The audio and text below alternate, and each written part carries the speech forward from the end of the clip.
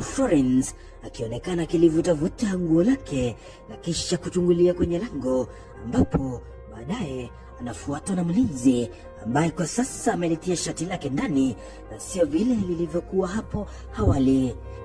If you thought that the saga of Elias Njeru was over, think again, because the plot has thickened in ways no one saw coming.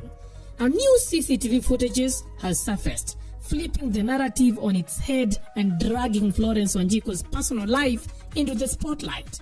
In a jaw-dropping twist, these videos seem to paint Florence as not just a victim of domestic violence, but someone with a complicated backstory that is now fueling heated debates online. Now, the source of the leaked footage remains unknown, but its release has sent shockwaves across social media. The CCTV footage, complete with a narrator walking viewers through every moment, shows Florence and her watchman sharing what some interpret as more than just a professional relationship. In one sequence, Florence is seen warmly hugging the watchman before handing him what appears to be money. Moments later, the two walk off together to an undisclosed location, only for Florence to return later in a different outfit, a change from black to red. Mlinzi kuelekea upande wa nyumba na kurejea kwenye gari baada ya dakika kadhaa, huku Florence akionekana akilivuta nguo lake na kisha kuchungulia kwenye lango, ambapo baadaye anafuatwa na mlinzi ambaye kwa sasa amelitia shati lake ndani na sio vile lilivyokuwa hapo awali. Swala nyeti ni, je, ni lipi liliendelea pale? The watchman follows closely behind, and shortly after, Florence is seen reparking her car and eventually driving off. The implication of this footage have sparked a firestorm. Netizens, quick to jump to conclusions, are now labeling Florence as a promiscuous, alleging an affair with her watchman. Gari lake na kisha gari lingine linaingia. Vile vile, mlinzi anaonekana akihesabu pesa na kuzigawa zingine kwa mfuko tofauti. While these claims remain unconfirmed, the narrative has shifted dramatically, with many questioning Florence's role in the events that led to the violent altercation with her husband. Now, this CCTV footage couldn't have emerged at a more controversial moment. Elias Njeru, accused of attempted murder after reportedly stabbing Florence in a fit of rage, had just been released on a 200,000 cash bail. The new videos have led some to argue that the footage is an intentional smear campaign aimed at exonerating Elias by casting doubt on Florence's character. Our critics claim it is a calculated move to make Elias appear as the wronged party and Florence as deserving of the attack. A dangerous and deeply polarizing suggestion. The case of Florence Wanjiku is a constant reminder for the women in this country that we are alone, and unless we adopt something as significant as the 4B movement, our women or sisters or mothers are going to keep suffering. When you're in an abusive relationship, and I say this from experience, I have been in one.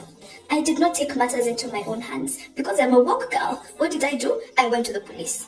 The police say, this sounds like a house matter. Deal with it with your boyfriend. Don't talk to us. The police ask, how did you provoke this man? What did you do to make this man so angry? Some even go ahead to say, unajua hii inamaanisha mtu ya kupenda, wewe ndio unaleta kichwa ngumu. That is what the police officers say. And some even go ahead to ask, kama ni mbaya hivyo, unafanya nini naye? When you talk to family members, they ask, kwani ujui that is how men are? Kama inakuuma sana, do something about it. When you go the legal route, uende kwa polisi ushtaki, uvumilie all those weird things that they will tell you, you are still going to be faced by the systemic failures that are in our justice system.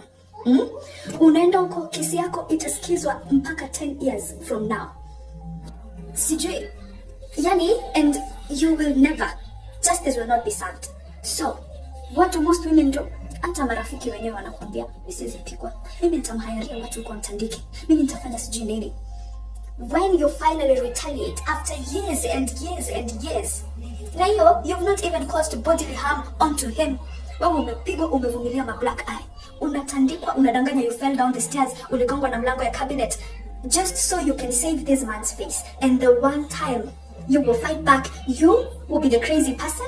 Utalala ndani, dunia mzima itasema, you see, this is what they do. Huyo mtu angelala ndani and he's an innocent man. He is not innocent. Huyu ni mwanamke ameteswa miaka nenda miaka rudi. Florence's account of the brutal attack paints a chilling picture.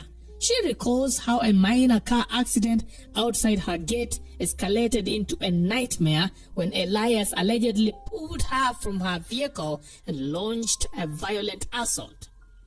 This guy was called Elias Njeru, and the meeting was smooth. That meeting was communicated on Wednesday. We were to meet yesterday at 5:30 in the evening at Apps Milimani. We met and the conversation was smooth, and it was out of business-related issues and other issues that were a bit personal. So later on, we came to an agreement, and I proceeded home. We decided to be left there for some refreshment. He followed me home, and when I was at the gate,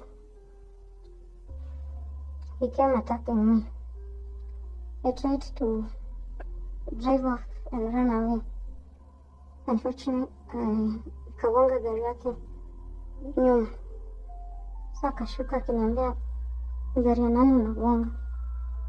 So I locked the door, but the window was open. So akazima gari na kuchukua funguo gari yenye nilikuwa nayo. He proceeded hitting me on the head, using his hands, pulling me outside. So by the time I was outside, hapa ndipo nilisikia ananikatakata. So I tried to protect myself with my hands, and I lost my fingers, all of them in this hand. The remaining one are fractured. I'm scheduled for theater tomorrow in the morning. This other one also. He also alindunga pia deep cuts. In my right leg alikuwa na dunga pia na rarua. Dunga na rarua. So I ran away. There's a vacant cloth. As I was running away, I couldn't because of my left leg. It was too painful. I fell down. So he went to the other leg. I have like 3 deep cuts. And the total cuts I got from the knife were 18. And at my back I have one, which was directed to my stomach part. Like a tan. So at that time our security guy was around. He was trying to stop him. But he was threatening the security guy. But he helped me because I was screaming. He was also screaming. There's a Buddha shed there. They came running. And I saw some women there that were covering my... Because I have a cut, 2 cuts on my head. So they were covering me up. He ran away. And he saw mob coming. And as he was cutting me, he was also threatening to kill my kid. So, when he saw people coming, he ran away. The security guy took one of our neighbor's vehicles and he brought me here. Florence suffered stab wounds to her right leg, back and head, along with a near severed wrist. She is currently recovering in the hospital while family and friends rally to cover her mounting medical bills. Now, the emergence of this CCTV footage has only deepened the divide between those who see Florence as a victim of domestic violence and those swayed by the new narrative of infidelity. But as questions go round and viral on the internet about the motives behind the video leaks, One thing is very clear right here. The Elias Njeru saga is far from over, and the battle for public opinion has only just begun.